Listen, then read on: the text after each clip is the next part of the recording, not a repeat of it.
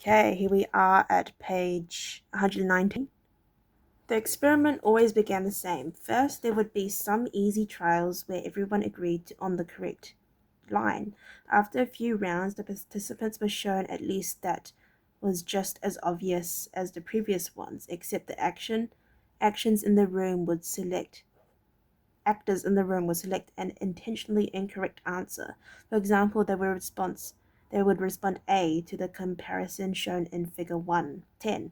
Everyone would agree that the lines were the same even though they were really clearly different. The subject who was unaware of the ruse would immediately become bewildered. Their eyes would open wide, they would laugh nervously to themselves, they would double-check the reactions of other participants. Their agitation would grow as one person after another delivered the same incorrect response. Soon the subject began to doubt their own eyes. Eventually they delivered the answer they knew in their heart to be incorrect. Ash ran this experiment many times, and in many different ways. What he discovered was that as the number of actors increased, so did the conformity of the subject. If it was just the subject and one actor, then there was no effect on the person's choice. They just assumed they were in the room with a dummy.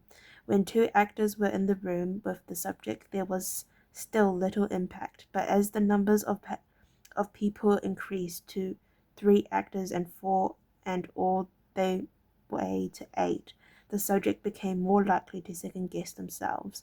By the end of the experiment, nearly 75% of the subjects had agreed with the group answer, even though it was obviously incorrect. Whenever we are unsure how to act, we look to the group to guide our behavior.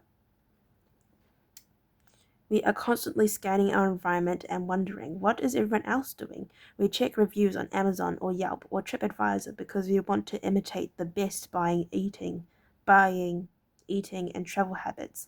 It's usually a smart strategy. There is evidence in numbers, but there can be a downside. The normal behavior of the tribe often overpowers the desired behavior of the individual. For example, one study found that when a chimpanzee learns an effective way to crack nuts open as a member of one group and then switches to a new group that uses a less effective strategy, it would avoid using the superior nut cracking method just to blend in with the rest of the group chimps. Humans are similar. There is tremendous internal pressure to comply with the norms of the group. The reward of being accepted is often greater than the reward of winning an argument, looking smart, or finding truth. Most days, we'd rather be wrong with the crowd than be right by ourselves. The human mind knows how to get along with the others. It wants to get along with others. This is our natural mode. You can override it. You can choose to ignore the groups or to stop caring what other people think, but it takes work. Running against the grain of your culture requires extra effort. When changing your habits, when changing your habits means challenging the tribe, change is unattractive. When changing your habits means fitting in with the tribe, change is very attractive. 3. Imitating the powerful. Humans everywhere pursue power, prestige, and status. We want pins and medallions on our jackets. We want president or partner in our titles. We want to be acknowledged, recognized, and praised. This tendency can seem vain, but overall it's a smart move. Historically, a person with greater power and status has access to more resources, worries less about survival, and powers to be a more attractive that proves to be a more attractive mate. We are drawn to behavior that earns us respect, approval, admiration, and status. We want to be the one in the gym who can be muscle ups, or the musician who can play the hardest chord progression, or the parent with the most accomplished children, because these things separate us from the crowd. Once we fit in, we start looking for ways to stand out. This is one reason we care so much about the habits of highly effective people. We try to copy the behavior of successful people because we desire success ourselves. Many of our daily habits are imitations of people we admire. You replicate the marketing strategies of the most successful firms in your industry. You make a recipe from your favorite baker. You borrow the storytelling strategies of your favorite writer. You mimic the communication style of your boss. We imitate people we envy. High status people enjoy the approval, respect, and praise of others, and that means if a behavior can get us approval, respect, and praise, we find it attractive. We are also motivated to avoid behavior that would lower our status. We trim our hedges and mow our lawns because we don't want to be the slob of the neighborhood. When our mother comes to visit, we clean up the house because we don't want to be judged. We are continually wondering what will others think of me and altering our behavior based on that answer. The Plagiar sisters, the chess prodigies mentioned at the beginning of this chapter, are evidence of the powerful and lasting impact social influence can have on our behavior. The status practiced the sisters practiced chess for many hours each day and continued this remarkable effort for decades. But these habits and behavior maintained their attractiveness, in part because they were valued by their culture. From the praise of their parents to the achievements of different status markers like becoming a grandmaster, they had many reasons to continue the effort.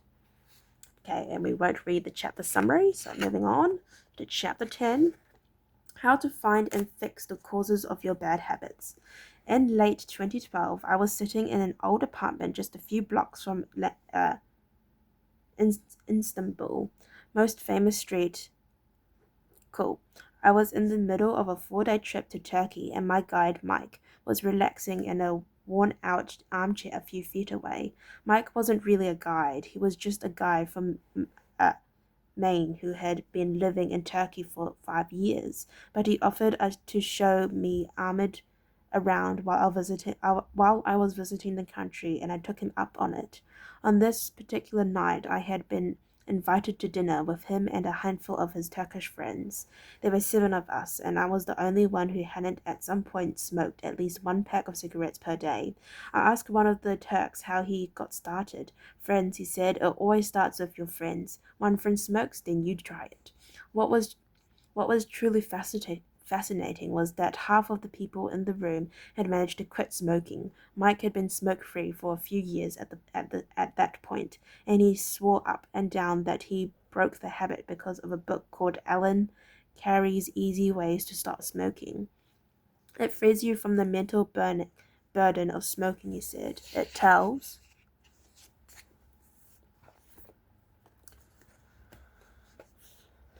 tells you, stop lying to yourself. You know you don't actually want to smoke. You know you don't really enjoy this. It helps you feel like you're not the victim anymore. You start to realize that you don't need to smoke. I had never tried a cigarette, but I took a look at the book afterwards out of curiosity. The author employs an interesting strategy to help smokers eliminate their cravings. He sympathetically reframes each cue associated with smoking and gives it a new meaning. He says things like, you think you are quitting something, but you're not quitting anything because cigarettes do not do nothing for you. You think smoking is something you need to do to be social, but it's not. You can be social without smoking at all. You think smoking is about relieving stress, but it's not. Smoking does not relieve your nerves, it destroys them. Over and over he repeats these phrases and others like them. Get it clearly into your mind, he says. You are losing nothing and you are making marvelous positive gains not only in health, energy, and money, but also in confidence, self-respect, freedom, and most important of all, in the length and quality of your future life. By the time you get to the end of the book, smoking seems like the most ridiculous thing in the world to do. And if you no longer expect smoking to bring you any benefits, you have no reason to smoke. It is an inversion of the second law of behavior change. Make it unattractive. Now I know this idea might sound overly simplistic. Just change your mind and you can quit smoking. But stick with me for a minute. Where cravings come from. Every behavior has a surface level craving and a deeper underlying motive. I often have a craving that goes something like, I want to eat tacos. If you were to ask me why I want to eat tacos, I would say because I need food to survive. But the truth is, somewhere deep down, I am motivated to eat tacos because I have to eat to survive. The underlying motive is to obtain food and water, even if my specific craving is for a taco. Some of our underlying motivations include conserve energy, obtain food and water, find love and reproduce, connect and bond with others, win social acceptance and approval, reduce uncertainty, achieve status and prestige. A craving is just a specific manifestation of a deeper underlying motive.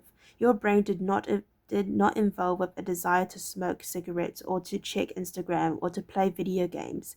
At a deep level, you simply want to reduce uncertainty and relieve anxiety, to win social acceptance and approval, or to achieve status.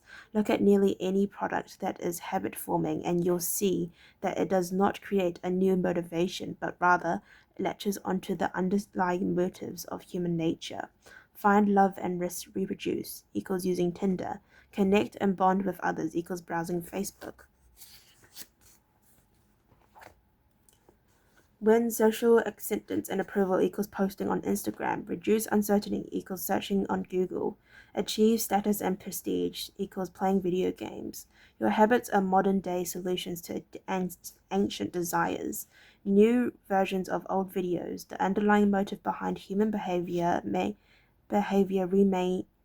the same. The specific habits we perform differ based on the period of history. Here's the powerful part. There are many different ways to address the same underlying motive. One person might learn to reduce stress by smoking a cigarette. Another person learns to ease their anxiety by going for a run. Your current habits are not necessarily the best way to solve the problems you face. They are just the methods you learn to use. Once you associate a solution with the problem you need to solve, you keep coming back to it. Habits are all about association. These associations determine whether we predict a habit to be worth repeating or not. As we covered in our discussion of the first law, your brain is continually absorbing information and noticing cues in the environment. Every time you perceive a cue, your brain runs a simulation and makes a prediction about what to do in the next moment. Cue, you notice that the stove is hot. Prediction, if I touch it, I'll get burned, so I should avoid touching it. Cue, you see that the traffic light turned green. Prediction, if I step on the gas, I'll make it safely through the intersection and get closer to my destination, so I should step on the gas. You see a cue, categorize it based on past experience, and determine the appropriate response. Then all happens in an instant, but it plays a crucial role in your habits because every action is processed by a prediction. Life feels reactive, but is actually predictive. All day long, you are making your best guess to how to act given what you've just seen and what has worked for you in the past. You are endlessly predicting what will happen in the next moment.